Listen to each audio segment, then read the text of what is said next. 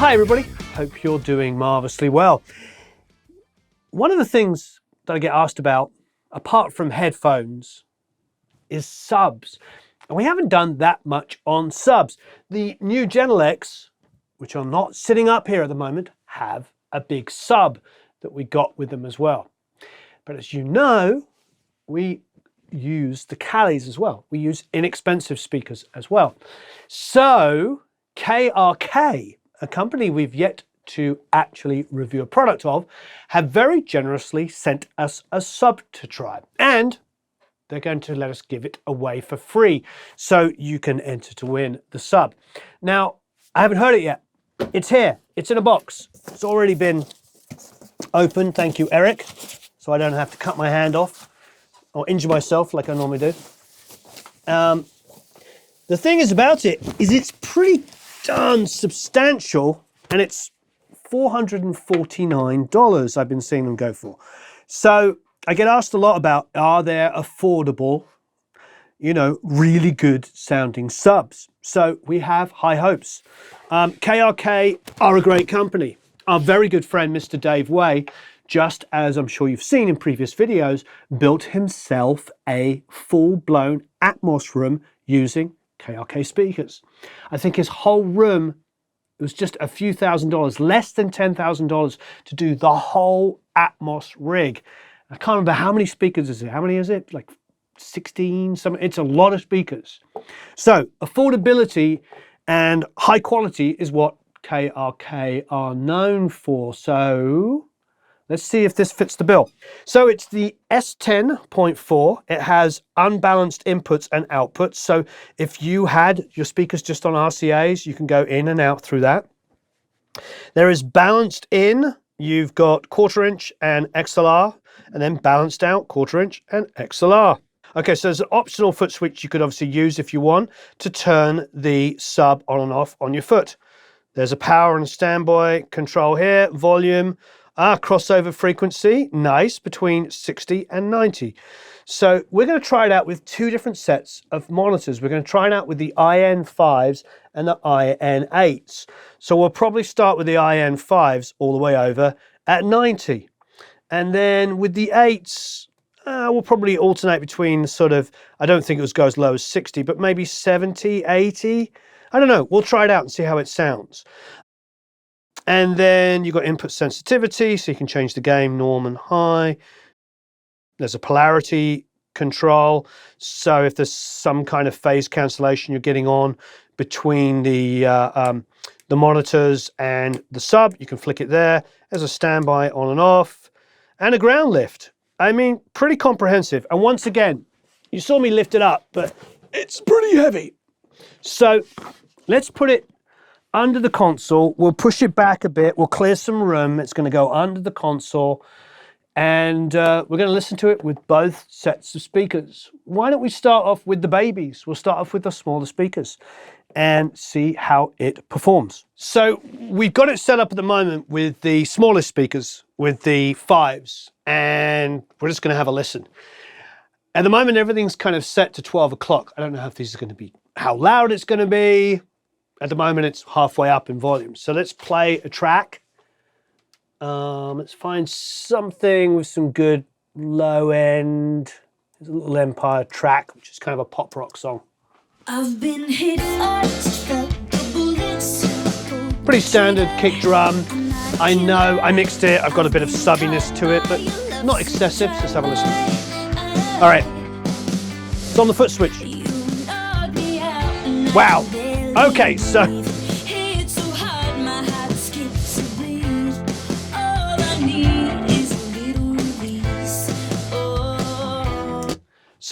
I don't know if you could hear it through this little mic here, but there is a lot of low end. So obviously at half volume, this is going to be loud. You are going to be able, I can already tell you, you're going to be able to get this, use this with some really powerful speakers. So we're going to have to bring the volume down dramatically on this to match these speakers. It feels twice as loud as the speakers there, but that's a good sign. It means it's big and it's powerful. The other thing as well is we were just looking at the specs of the speakers. These go down, not flat, but they go down to about 37 One more time. So we're just looking at the specs of the speakers. These go down to about 39, so about 40 hertz, and this goes down to 37. So it obviously dies off quite dramatically down there. So what we're actually going to do is we're going to set this to the lowest limit, because 90 is just too much. There's enough 90 in these 5-inch speakers that it's just going to cross over and cause a bunch of mud. So I'm actually going to take it down to its lowest point. So now the sub is set to 60 hertz and below, and it's on 1/4 of the volume. Let's give it a play. I've been hit first, felt the bullets, pulled the trigger. So we just tweaked it again. What it is on now is it's back to half volume, but it's at 60. What was actually happening with it being as high as 90 was there was a lot, it was basically a huge build-up because these speakers, frankly, reproduced 90 pretty massively. Like the bass guitar and everything was super pumping. So now we're actually back up close to the original volume we had, like just a bit under half, but we've crossed it over now at 60. And this is feeling really good. Again, it's going to be hard to translate through here, but let's have a listen. I've been hit first, felt the bullets, pulled the trigger. I'm not a killer. I've been caught by your lovesick drive-by. You knocked me out and I can barely breathe. It's probably 5% too loud, so bring it down ever so slightly. But yeah, it's giving us that sort of oomph underneath. So a couple of things. Much better for checking your low end, obviously, because now you can hear it. But also, this is something we shouldn't overlook. It's also a lot more fun. It's a lot more enjoyable to listen to music where you have that extended low end. If there's one thing with using smaller speakers, just hearing that little extra low is really, really toasty. Now, we've mixed on these speakers many, many times and got great results. Don't get me wrong.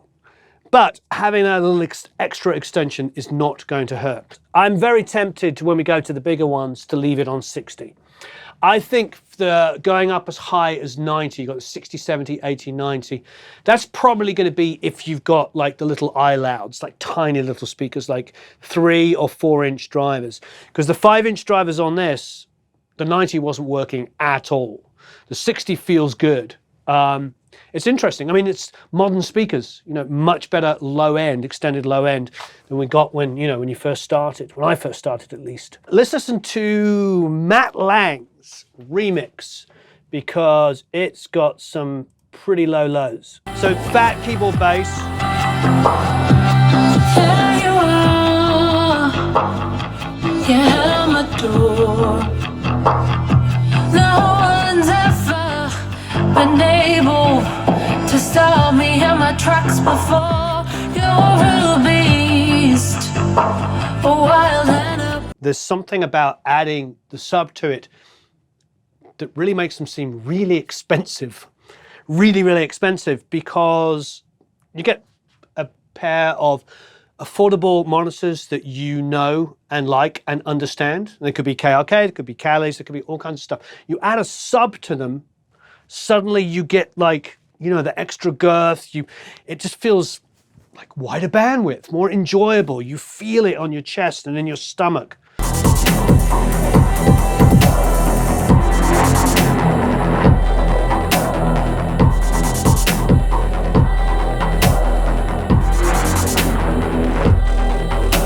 So we're going to go to the bigger speakers, the 8-inch speakers now with the sub. Okay, so now we're on 8-inch speakers. Let's play that same track.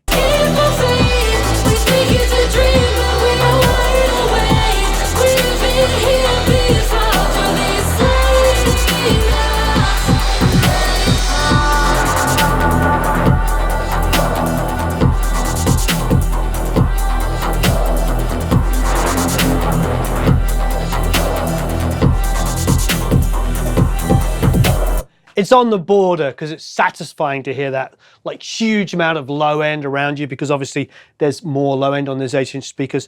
So I think the volume can come down ever so slightly.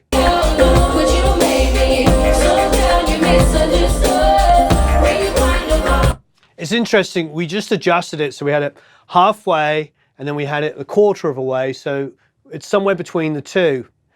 It's sensitive. It feels like we just overdone it ever so slightly. So it needs to go probably about here. So the 5s were set to pretty much half, and now we got this one about here. So it's really just getting that volume right. And look, and this is just a matter of taste, but this is how it feels for me.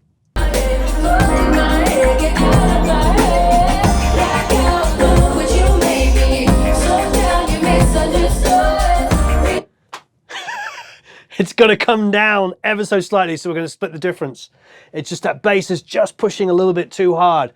Wow, this is interesting, just like getting this balance perfect.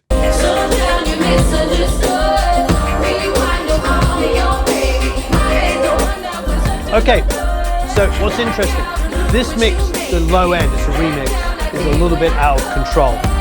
On the 8s, you can hear it's a little bit out of control. And I put the sub on,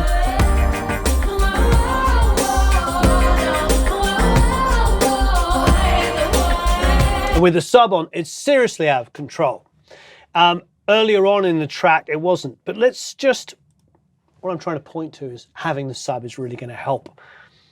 Okay, let's go to closed sliding doors. We hate the way it hurts. You like the ghost that follows me wherever I go. Feel the music burning down deep in my soul. You move me, believe it. Like we're back to the start, now we're split apart. The roads are shifting, our worlds apart. And we've been here before, through these trains. All right, just because I want to, I'm going to grab an EQ. I'm sure there's plenty of you smart enough to know what I'm going to do. I'm actually going to hear low pass here at 94. Let's have a listen.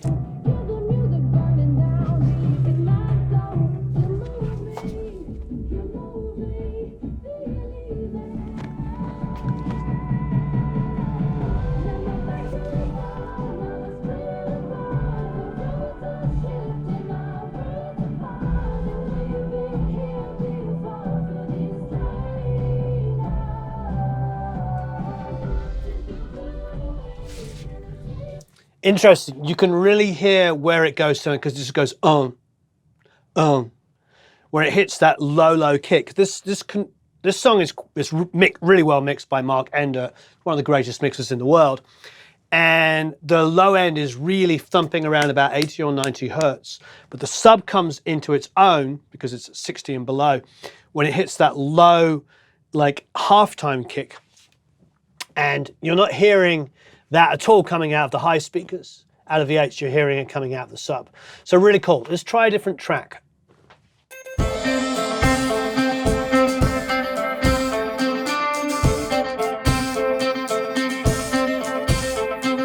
Night falls like a soldier, can't sleep, thoughts are bleeding, lost my heartbeat, left my love with the sun, left me feeling so. Yeah, it's really good. It's really good because what I use the DBX 120, which is a subharmonic synthesizer. So I know when I'm using, you know, my expensive Gen X with the huge sub that comes with it, I'm used to hearing that subbiness coming in from the subharmonic synthesizer because it's generating about 36 hertz and it's blended back in, and it just gives the low end of my kick just an extra bit of, you know, oomph. So one thing we can surely say is that this has got a schnizzle ton of headroom. I mean, it is loud. We've had every single circumstance here less than halfway. So rest assured, you know, you're going to be able to use this with a lot bigger and more powerful speakers than even what we're using here. So well done KRK for doing that. It's not a surprise that an inexpensive sub can do a really good job, because for years and years and years, those of us who used to mix on NS10s used to buy the Yamaha home theater sub. And there was a point where I think you could buy them at Best Buy for about $120, $150, something like that. Now, all they did was go and they worked only really well with NS10. So it's not surprising that an inexpensive sub can do it. However, it was really just, it wasn't a hi-fi quality, wasn't really, really great. This has got a lot more headroom. I couldn't get that much volume out of my old Yamaha one. So, and we're using it with a non-KRK product. We're using it with something that we use every day, and a realistic kind of, you know, a realistic version of what you might be experiencing. So thank you, KRK, for letting us try it out. You can enter to win down below. Please leave any comments and questions below. Do you use a sub? If so, which one do you use? Do you use a third-party sub with your speakers, or are you using the perfectly matched, you know, company that goes with it? I think what KRK are doing here is making a sub that you can use with any manufacturer's speakers. So don't forget to enter below. Have a marvelous time recording, mixing, and we'll speak to you all again very soon.